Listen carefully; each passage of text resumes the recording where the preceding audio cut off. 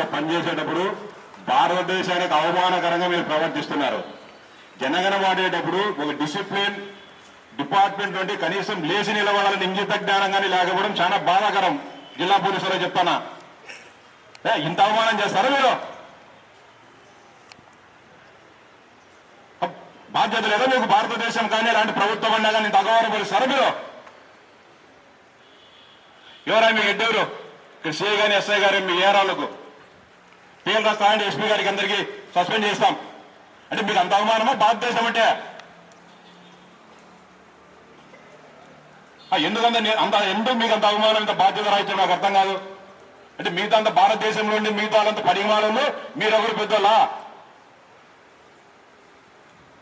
చెప్తా, ఎస్పీ గారు కంప్లైంట్ చేస్తా ఇప్పుడే మీ మీద. తమాజ్ చేస్తారు, తమాజ్ చేసినా మీరేం డ్యూటీలు చేస్తారు? భారతదేశం అంటే గౌరవం వెళ్ళిన మీరేం ఉద్యోగాలు చేస్తారా?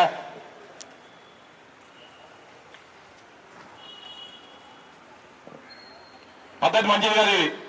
ఎవరో ఏంటో మీకు అంత నిర్లక్ష్యం. అట్లాంటి మీరు పోయి ఉండండి, చెట్ల కింద ఉండండి. మీడియం కూడా ప్రేమ్ లో ఒక సెల్ ఫోన్ చూసుకుంటారు, కూర్చొని చూసేదానికి ఇదేం మీడియం రంగులాటం జరుగుతుందా? ఎవరై మీకు ఉద్యోగాలు ఇచ్చింది?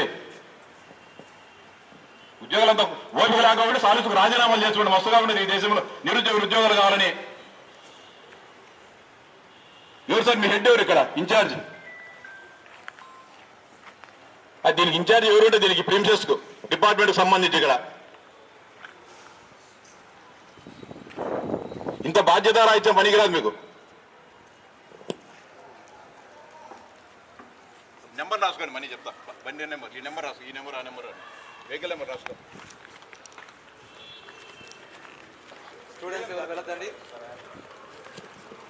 స్టూడెంట్స్ నెక్స్ట్ మీ అందరూ కూడా ఇక్కడ కూర్చుంటే నెక్స్ట్ స్వీట్ డిస్ట్రిబ్యూషన్ అవన్నీ కూడా ఉంటాయి. ఇంటికి వెళ్ళి ఓకేనా? ఒక 5 minutes ఓపిక పట్టండి.